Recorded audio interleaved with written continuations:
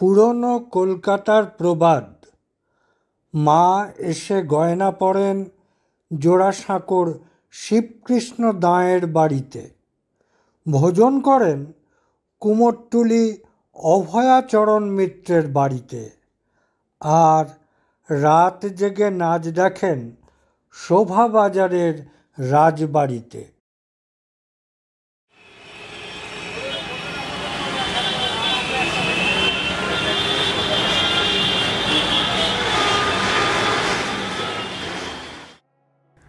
কলকাতা শহরটার নাম শুনলেই the second and the third thing that came to my mind is rasgulla আর মিষ্টি দই। প্রথমটা নিশ্চয়ই আপনারা বুঝতেই পেরেছেন, ঠিকই দুর্গাপুজো।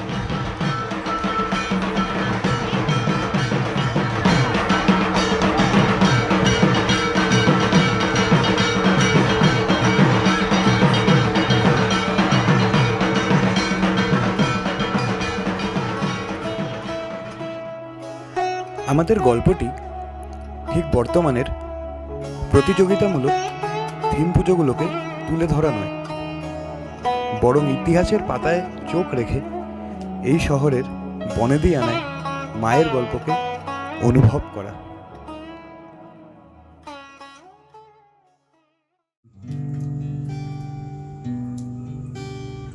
ইন্টারনেট ঘেটে আর অনেক আর্টিকেলস পড়ে ঠিক প্রকৃত বনেদিয়ানা বুঝতে পারছিলাম না।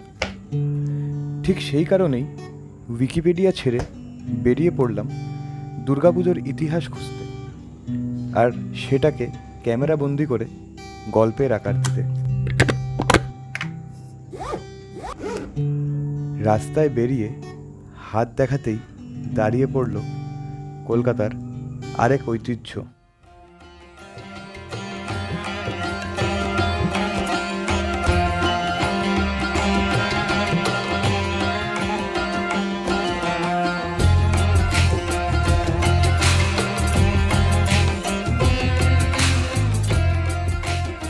দুর্গাপূজার সঠিক ইতিহাসটা জানার জন্যে নর্থ কলকাতাটাই আমাদের কাছে উত্তম মনে হলো, আর সেটা আন্দাজ করতে পেরেই হলুদ ট্যাক্সির চালক আমাদের কুমোরটুলি ঘাটে ছেড়ে দিয়ে গেল।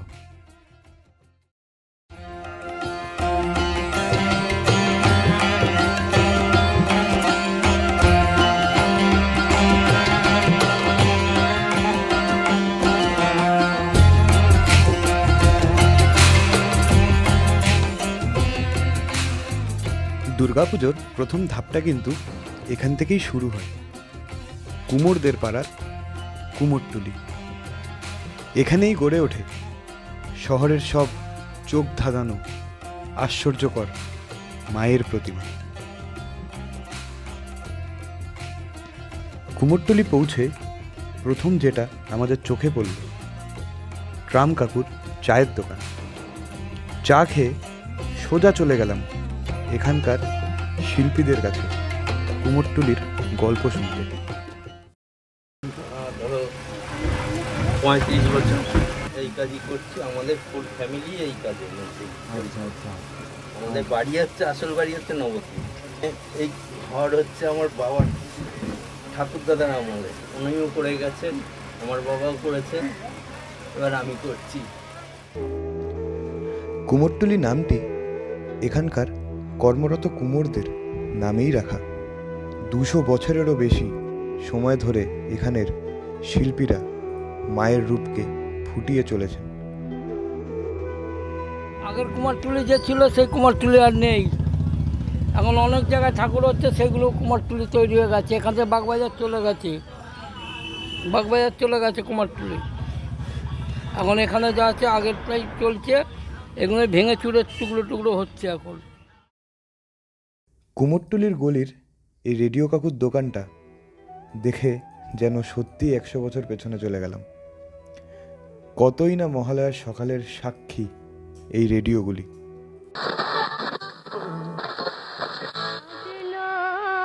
তোমার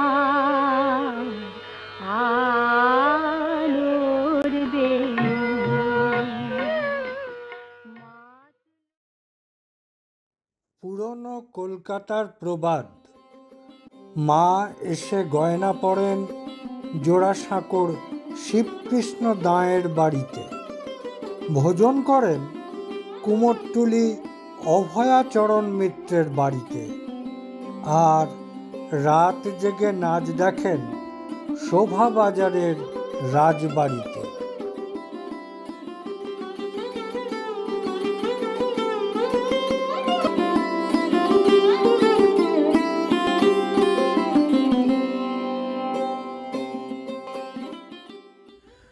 শোভাবাজারের এই হিস্টোরিক্যাল দুর্গাপুজোটি শুরু করেছিলেন রাজা নবকৃষ্ণদেব। সালটা ছিল 1757, ঠিক পলাশির যুদ্ধের পর। শোভাবাজার রাজবাড়িতে নবকৃষ্ণদেব যখন পুজো শুরু করেছিলেন, এর আগে বহু বাড়িতে পুজো হয়েছে, অনেক পুরনো পুজো হয়েছে। 800 খ্রিস্টাব্দতেও অনেক পুজোর কথা শোনা যায়, কিন্তু শোভাবাজার রাজবাড়িতে নবকৃষ্ণদেব পুজো শুরু করেছিলেন দুর্গোৎসব করে। আগের যে পুজোগুলো সেগুলো সব বাড়ির মধ্যেই সীমাবদ্ধ থাকতো। নবকৃষ্ণদেব তার প্রাসাদের দরজা খুলে দিয়েছিলেন আপামর জনসাধারণের জন্য। সারা সুতানুটি নিমন্ত্রিত ছিল সেই ইয়েতে। 1 মাস ধরে চলতো যাত্রা, নাচ, গান, জেলেপাড়ার সং, খাওয়া দাওয়া। 1 মাস ধরে এই উৎসব চলতো। সেই জন্য আমরা বলি যে কলকাতায় নবকৃষ্ণদেব প্রথম দুর্গোৎসব শুরু করেছিলেন। এইবারে সাহেবদের নজরে থাকার জন্যে নবকৃষ্ণদেব সাহেবদেরও নিমন্ত্রণ করেছিলেন এখানে। তাছাড়াও নবকৃষ্ণদেব ওয়ারেন হেস্টিংসের ফার্সি ভাষার শিক্ষক ছিলেন, যার ফলে ক্লাইভ, ওয়ারেন হেস্টিংস, কর্নওয়ালিস, বেন্টিংস সমস্ত সাহেবরা এখানে বিভিন্ন সময়ে এসছেন। কিন্তু নবকৃষ্ণদেব গোঁড়া বৈষ্ণব ছিলেন বলে তাদের কিন্তু ঠাকুর দালানে উঠতে দিতেন না।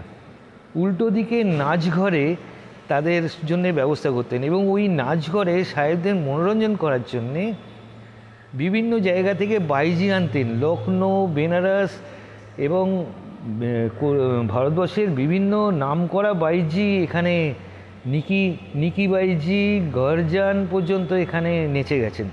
এবং ওই নাচটা, বাইজি নাচ দুর্গাপুজোর সময় এমন হতো যে পরবর্তীকালে ওটা একটা মিথ হয়ে গেছিলো যে মা দুর্গাপুজোর সময় এই রাজবাড়িতে, শোভাবাজার রাজবাড়িতে নাচ দেখতে আসেন সারা রাত।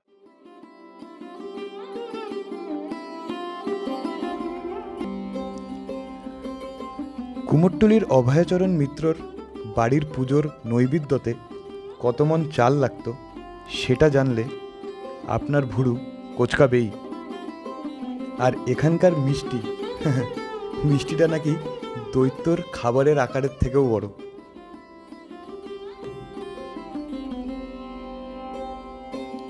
হয়তো এই কারণেই মা ভোজন করেন কুমোরটুলির অভয়াচরণ মিত্রের বাড়িতে এই প্রবাদটি প্রচলিত। যদিও এখানে পুজো বহু বছর ধরেই বন্ধ। স্থানীয়দের কাছে শুনলাম এনাদের বাড়ির পুজোটি নাকি এখনও কুমোরটুলির মাঠে বারোয়ারিভাবে উদযাপন করা হয়।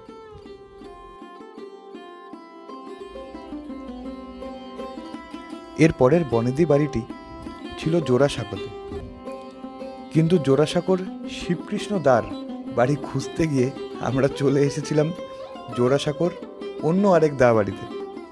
দোষটা কিন্তু আমরা গুগল ম্যাপকেই দিয়েছিলাম। তবে ভুল করে এলেও এখানকার ঐতিহ্যের গল্প শুনে আমরা তো হতভম্ব।